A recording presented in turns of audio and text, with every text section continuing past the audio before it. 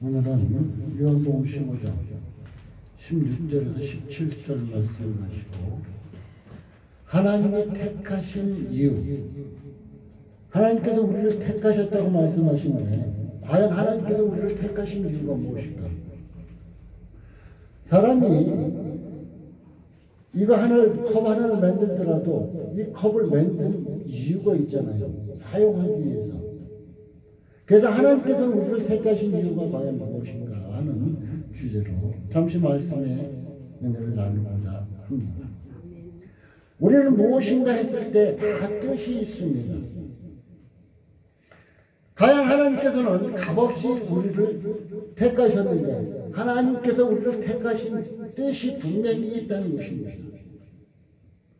그 이유를 요한복음 15장을 통해서 한번 찾아보기를 원합니다.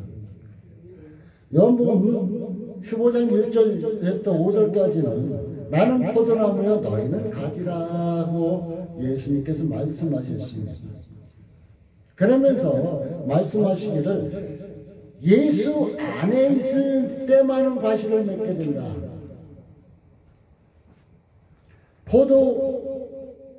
포도나무가 내 붙어 있을 때만이 열매를 맺는다고 말하고 있습니다.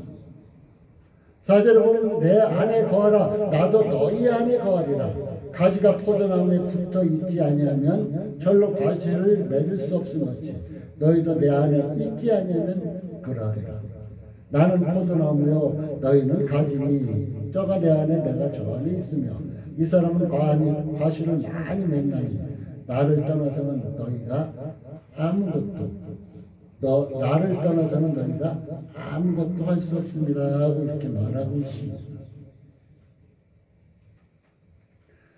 우리는 하나님께 들려지는 과실 또한 세상 살아가면서 삶이 풍요롭게 살 수 있는 것, 이 자체가 오늘 주께서 말씀하시기를 예수 안에 있을 때 일어난다는 것입니다.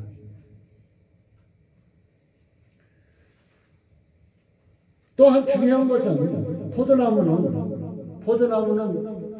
우리 잘 살펴보셨는가 몰라도 포도나무 절대로 묵은 가지에서는 열매 없습니다. 포도나무는 묵은 가지에서 절대로 열매가 안 맺어져요. 봄에 새순이 나가지고 그 새순에서 포도 열매가 맺는 것입니다.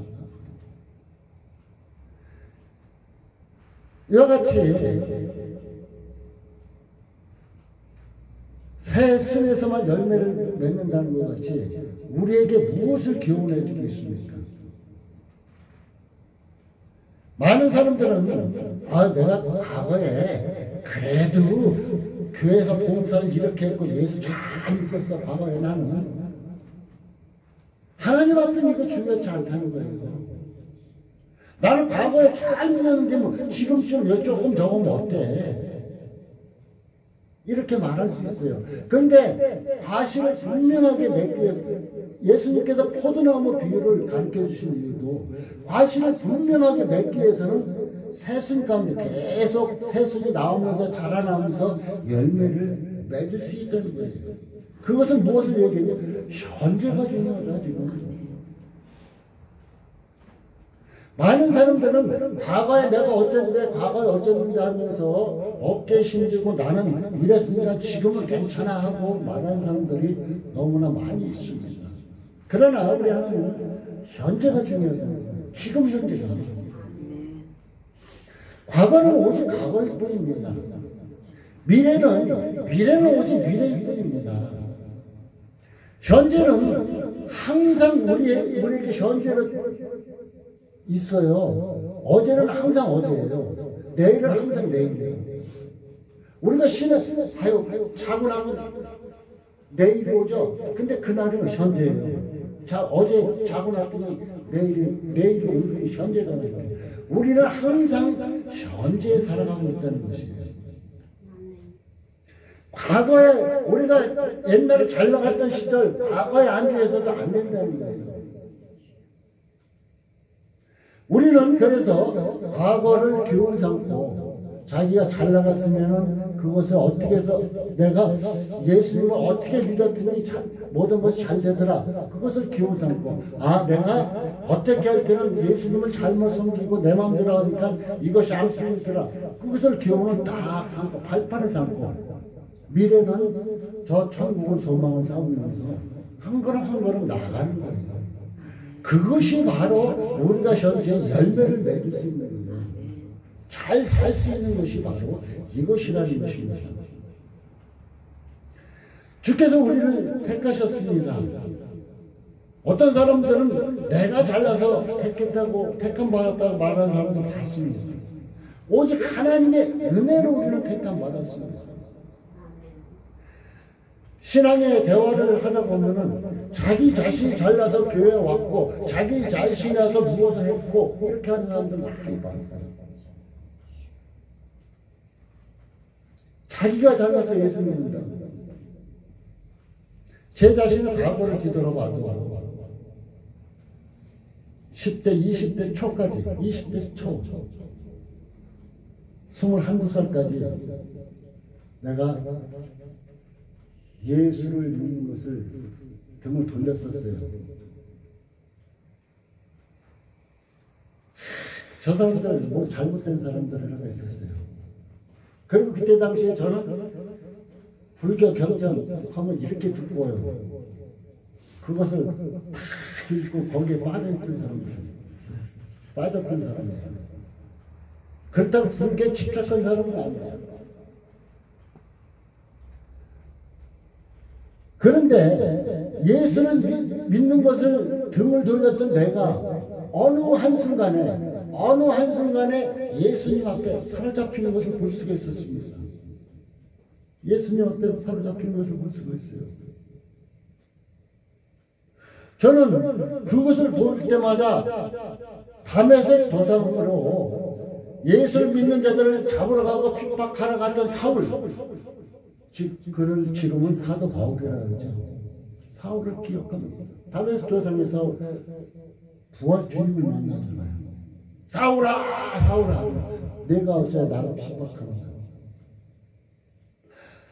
하나님께서 택하신 그 과정을 이 사도행전을 보면서, 아, 나도 갑자기 하나님 앞에, 나도 모르게 그냥 갑자기 하나님 앞에 꼬꾸라진 자체가 그런 과정이구나. 그래서 내가 잘나서 믿게 된 게 아니라 하나님의 은혜로 우리는 예수님 앞에 나왔다는 것입니다. 그런데 하나님께서 택하신 이유가 분명히 있습니다. 오늘 제목도 하나님이 택하신 이유가 무엇이냐. 오늘 성경에 보면 과실을 많이 맺게 하기 위함이라 그래요. 너희가 나를 택한 것이 아니라 내가 너희를 택해 세우는 이는 너희로 가서 과실을 많이 맺게 하기 위해서입니다.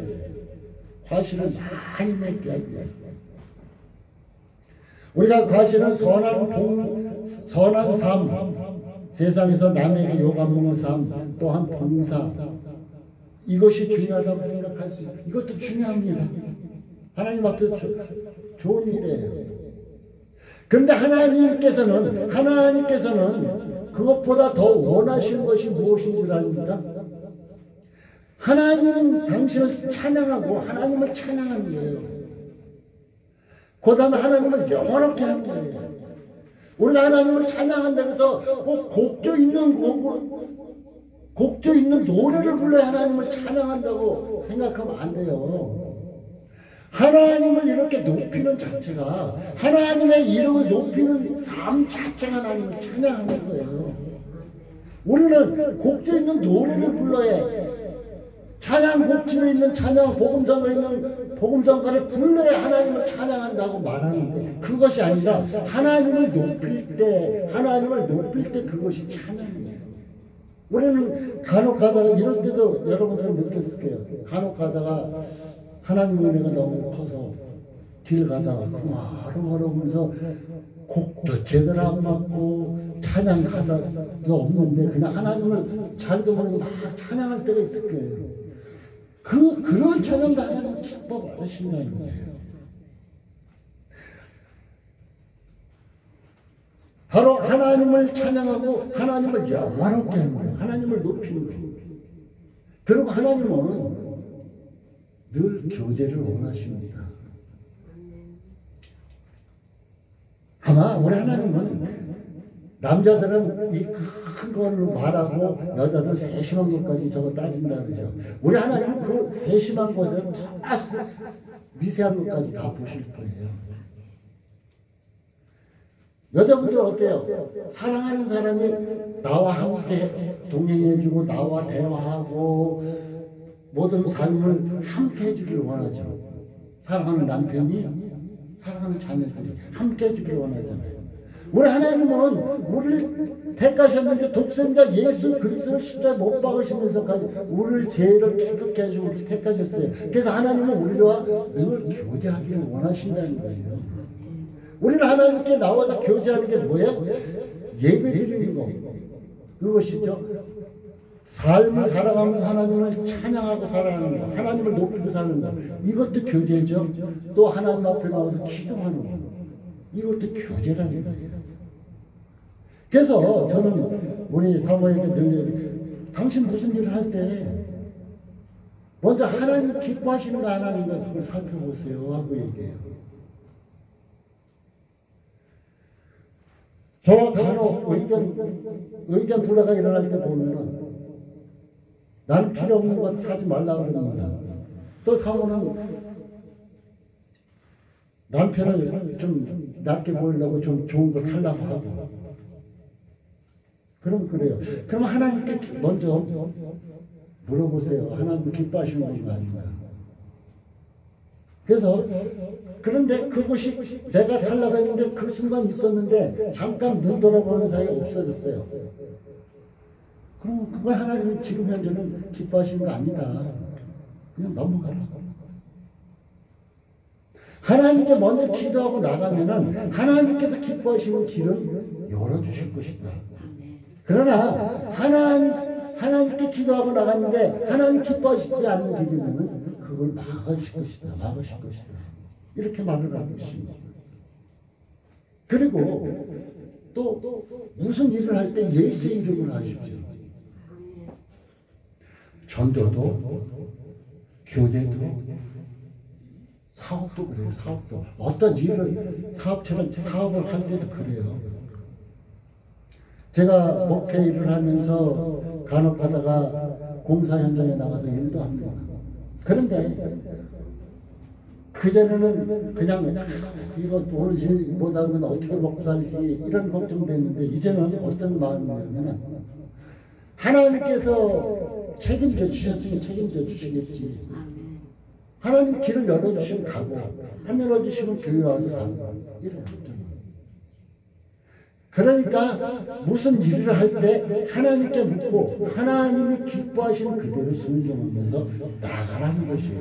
그것이 그럴 때 하나님을 찬양하게 되고 하나님을 영화롭게 하고 그래서 하나님의 택하신 그 이후에 합당한 삶을 살아나가게 된다는 것입니다.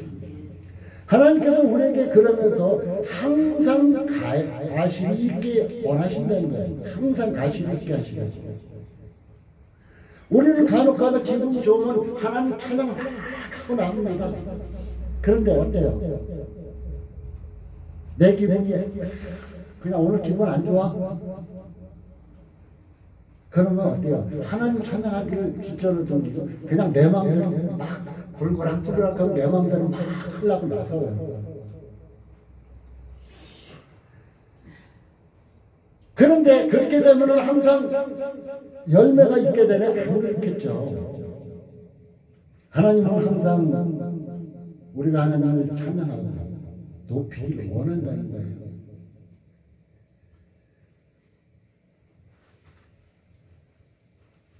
우리는 무화과 나무를 저주하신 예수님을 상기해야 됩니다. 예수님께서 시장하셔서 무화과 나무의 잎이 무성했는데 무화과를 원하셨어요. 그런데 어떻게 해요? 없었어요. 열매가. 잎만 무성했어요. 근데 저주하셨어요. 그런데 저는 성경 읽다보다 깜짝 놀라는 구절이 하나 있어요. 무화과 철이 아니었대요. 그때가 무화과 철이 아니면 당연히 열매가 없겠죠. 그런데 입만 무성하다고 저주를 하셨어요.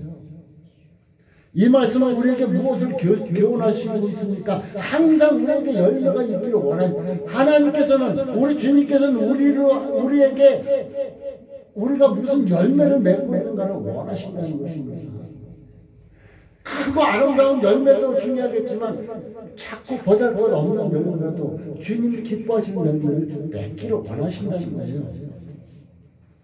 그래서 저는 이 시간 다 놓고 말을 합니다. 입만 무성한 성도가 되지 말고, 입만 무성한 성도가 되지 말고 열매 맺는 성도가 되자.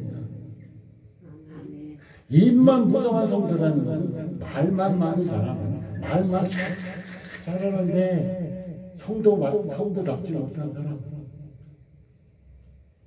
그냥 세상에 얘기하면 신자라고 얘기할 수 있죠.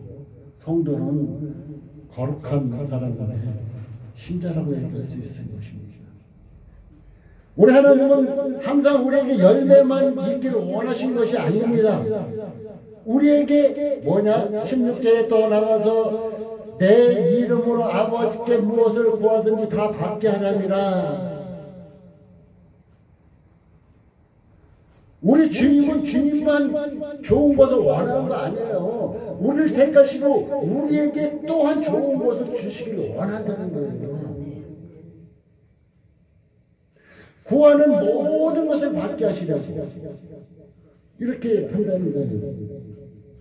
조지 몰러 목사는 고아원을 운영했었어요. 그는 기도의 응답자입니다. 5만 번 이상을 기도해서 응답받는 사람이에요. 고아의 아버지라고 말할 수 있어요. 그는 저녁에 이제 고아생들이 쫄쫄 굶습니다. 하나님, 저 어린아이들이 지금 배고파서 굶고 있습니다. 주께서 책임져 주신다고, 아무것도 염려하지 말라고 내게 구하라고 말씀하시지 않았습니까? 저 원어들에게 먹을 것을 해결해 주십시오. 그가 이제 기도하는 그때에 밖에서 빵빵 칼에 쏠린 것입니다. 이제 제빵 팔던 사람들이 남은 것을 가지고 그는 수많은 기도의 응답을 받았습니다. 믿음으로 구할 때 하나님은 주신다는 거예요. 믿음으로 구할 때. 믿음으로 구할 때. 저는 그런 과정을 살펴보면 저주물로 목사님만큼은 못했을지라도 구하는 만큼 하나님께서 주신 것을 볼 수가 있어요. 구하는 만큼. 왜? 내가 주님께 맡기고 주를 찬양하면서 구하니까, 주님의 영광을 드러내면서 구하니까 주신다는 거예요. 그러나 안 주실 때도 있어요. 분명한 것은 안 주실 때도 있어요. 왜 안 주실까요? 내가 믿음으로 구했는데, 내가 믿음으로 구했는데 안 주신다는 거예요. 그럴 때 분명히 있어요. 여러분, 가정에 어린 손자나 어린 자녀가 있을 때, 엄마, 나 저 칼 갖고 나올게. 칼 좀 줘. 줄까요? 줘요? 안 주죠? 우리가 믿음을 구한다고 했지만, 하나님께서 나에게 이것을 주시면은 제가 다치고 어려움에 빠질 것 같을 때는 안 주신다는 거예요. 이것을 모르고 어떤 사람, 하나님 나에게 많은 부를 주셔요. 그랬어요. 근데 하나님은 그 부를 그 사람이 일용할 양식만 주시고 계세요. 일용할 양식만 주시고 계세요. 하나님, 나 많은 것을 달라 하는데 왜 겨우 살아갈 것만 주세요. 야, 너 많은 걸 내가 너 주면 나 버리고 저도 딴 데로 갈 거 아니야. 위험에 빠지기 때문에.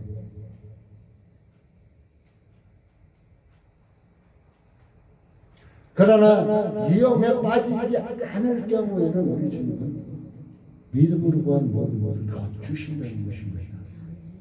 여러분, 병 걸렸을 때, 병 낫기를 믿음으로 구했을 때 치료해 주시나 안 치료해 주시나요?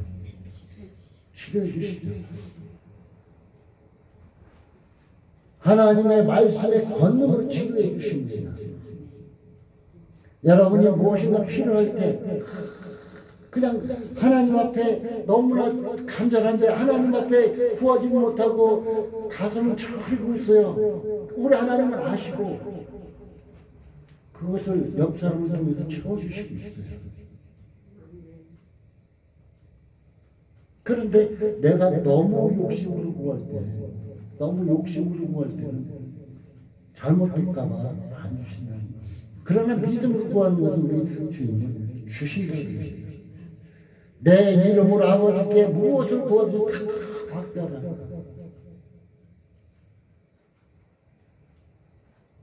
우리 사랑하는 성도 여러분, 이제는 하나님 앞에 열매 맺고 또한 이제 하나님께 영광 돌리는 삶을 사시고 먼저 무엇을 하든지 예수의 이름으로 하시고 하나님께 묻고 하세요.